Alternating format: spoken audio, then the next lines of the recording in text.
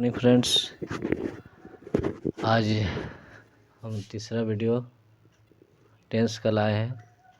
Present perfect tense, जैसा कि हम लोग पहले दो पढ़ चुके हैं, इंडेफिनिट और कंटिन्यूअस। तो उसके बाद आता है परफेक्ट टेंस। परफेक्ट टेंस का मतलब होता है काम पूर्ण रूप से हो चुका है, यानी अभी थोड़ी देर पहले आपने उसे ख़त्म किया है। उस समय कंटिन्यू था, अब ख़त्म हो चुका है। जैसे वो जा रहा था, अब वो पहुंच चुका है। ठीक है, इसीलिए हिंदी मीडियम को समझाया जाता है चुका है, चुकी है, चुके हो, या तो या है, ई है, ए हो। इस प्रकार से अंत में रहता है, वाक्य के अंत में रहता है। जैसे राम खाना खा चुका है या खा लिया है, यानी कि ये काम अभी का अभी समाप्त कर चुका है। तो इस बात को हमको समझना है। और इसमें भी अफर्मेटिव, नेगेटिव और इंट्रोगेटिव पढ़ेंगे। इस प्रकार से ये तीनों सेशन हम लोग का कंप्लीट हो जाएगा। तो अफर्मेटिव में देखते हैं इसका फार्मूला। सब्जेक्ट हैज, हैव और V3। जिस प्रकार आपको मैंने गो का बताया था, गो, वेंट, गोन, तो गोन क्या हुआ हम लोग का, V3 हो गया। आप लोग वर्ब फॉर्म्स ज़रूर याद करें, तभी ट्रांसलेशन आप अच्छी तरह से सीख पाएंगे। तो अब हम वर्ब फॉर्म्स को अच्छी तरह से याद करें, तो V3 का यूज करेंगे। और ऑब्जेक्ट, वर्ब के बाद ऑब्जेक्ट ही आता है। तो देखिए, सिंपल सा हैज हैव का यूज आप लोग जानते हैं। तो ही के साथ हैज लगता है, आई के साथ हैव लगता है। तो ही हैज, थर्ड देखिए सब्जेक्ट हो गया ही, हैज हैव है तो हैज लगता है ही के साथ। ये हो गया गोन, गोन हो गया V3, गो का गोन हो गया। He has gone to school, इसके मतलब हो गया वो स्कूल जा चुका है या गया है। वो स्कूल गया है या जा चुका है। I have eaten a mango, इसका मतलब मैं आम खा चुका हूँ या खा लिया, मैंने आम खा लिया है।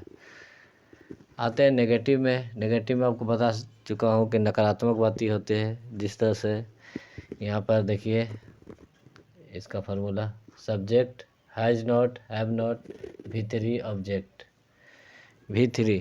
ठीक है, तो V3 का यूज करना है, ऑब्जेक्ट का यूज करना है।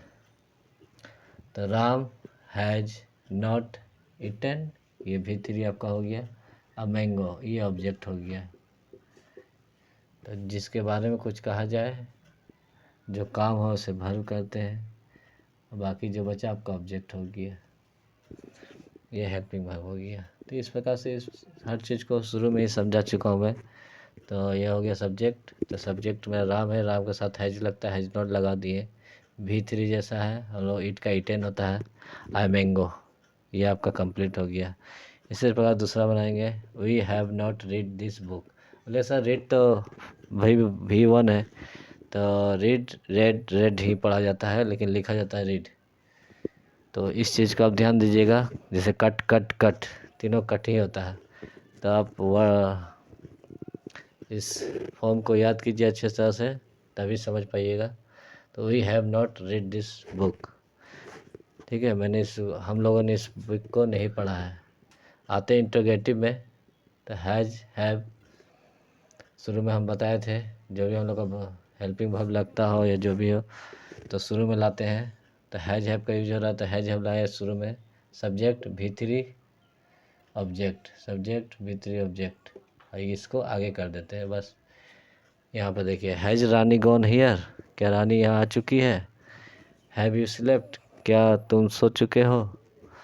ठीक है, इस प्रकार से हिंदी मीडियम को ये वाक्य बना रहे हैं अगर ट्रांसलेशन, तो इस लास्ट में जो दिया इसे समझना है, चुका है, चुकी है, वाक्य को समझ जाएंगे। और इंग्लिश मीडियम के लोग हैज हैव V3 को देख के समझ जाएंगे कि ये परफेक्ट टेंस है, काम को पूरा कर चुके हैं।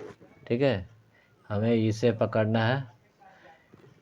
और कंटिन्यूस टेंस में क्या बोले थे, ERM रहेगा, V4 ING देख के समझ जाएंगे वो कंटिन्यूस टेंस है। इंडेफिनिट टेंस में क्या बताया था मैंने, अगर नेगेटिव इंट्रोगेटिव है तो डू डज, और नहीं है तो सिंपल फॉर्म में बनेगा, सब्जेक्ट और वर्ब, मेन वर्ब का यूज रहेगा। तो इसे देखिए और समझने की कोशिश कीजिए। क्वेश्चन आप लोग का आता है कि सेंटेंस को फाइंड आउट करें, तो इस प्रकार कर पाएंगे। Thank you.